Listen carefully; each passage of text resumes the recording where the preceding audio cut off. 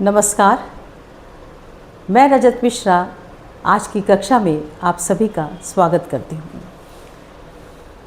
आज हम सीखेंगे प्रत्ययों के द्वारा नए नए शब्दों का निर्माण या शब्द की रचना करना।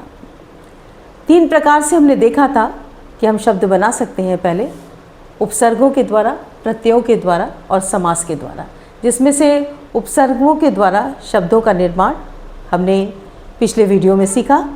आज हम सीखेंगे प्रत्ययों के द्वारा शब्द निर्माण। लेकिन सबसे पहले हम प्रत्यय की परिभाषा जान लें।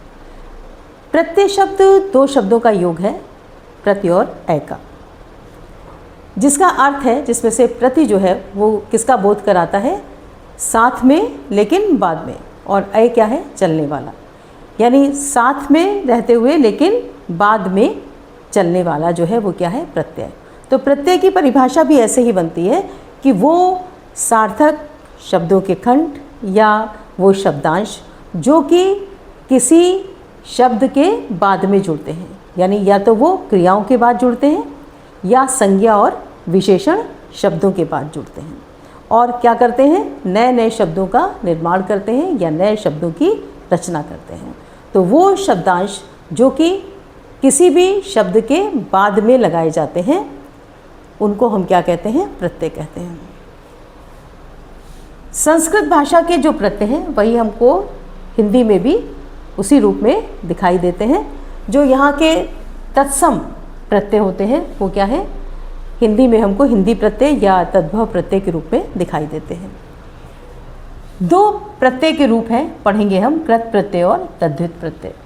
कृत प्रत्यय जो है वो क्या है, क्रियाओं में लगाए जाते हैं, और 5 तरह से हम देखेंगे इनका प्रयोग। हम देखते हैं, कभी वो कर्ता के रूप में होते हैं, जैसे पाठ शब्द है और हमने उसमें का प्रत्यय अप्रत्यय जोड़ दिया, अब ये क्या हमने बनाया, पाठक। ऐसे हम सेवक, लेखक ऐसे शब्द बना सकते हैं।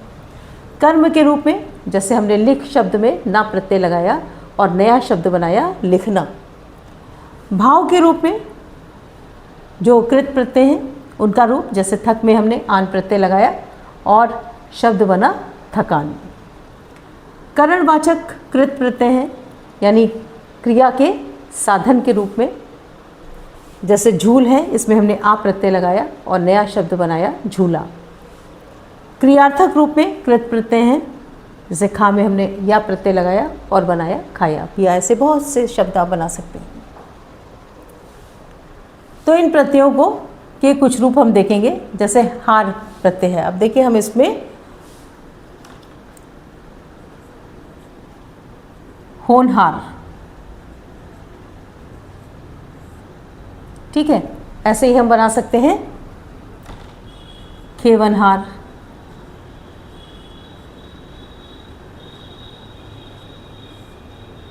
अक्कड़, शब्द बना लेंगे भुलक्कड़, बहुत घूमने वाला शब्द बना लेंगे घुमक्कड़। आकू प्रत्यय लगाएंगे और शब्द बनेगा पढ़ाकू।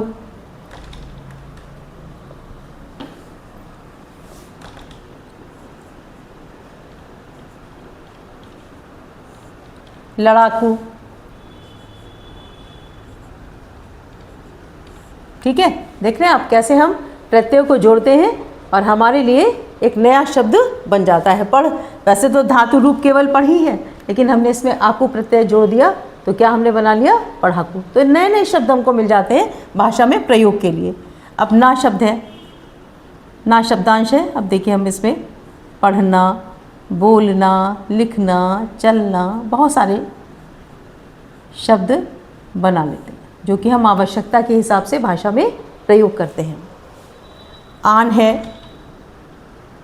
अब आन शब्द भी, जैसे हमने उड़ना, उड़ जो क्रिया है उसमें लगाया और बनाया उड़ान।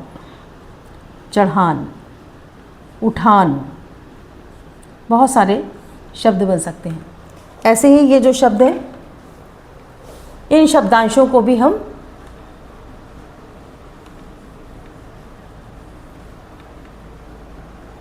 इनसे भी हम नए नए शब्द बना सकते हैं।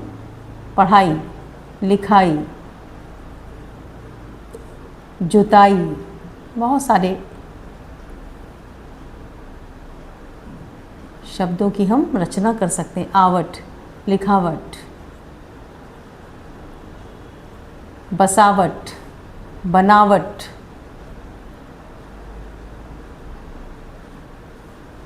इसी तरीके से ता प्रत्यय, लिखता, बोलता, पढ़ता,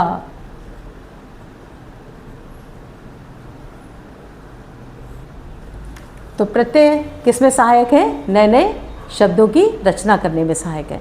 जब हम प्रत्ययों का प्रयोग करते हैं भाषा में तो हमें क्या मिलते हैं? नए नए शब्द मिलते हैं और उन शब्दों से क्या आसानी होती है? भाषा के प्रयोग की आसानी होती है। जब हम उन प्रत्ययों से नए नए शब्द बनाते हैं तो भाषा को और भी सहजता से या सरलता से या आसानी से हम प्रयोग कर पाते हैं।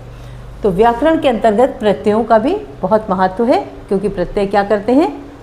नए नए शब्दों की रचना करते हैं। तो ऐसे बहुत से शब्द और बहुत से और प्रत्यय जो कि कृत प्रत्यय के अंतर्गत आते हैं, उन प्रत्ययों में नए नए उनके रूप को आप बनाने का अभ्यास करें और इन शब्दों से या इन प्रत्ययों के माध्यम से आपको और भी जो शब्द याद आते हों हमको कमेंट बॉक्स में बताएं और चैनल को सब्सक्राइब करें। Thank you.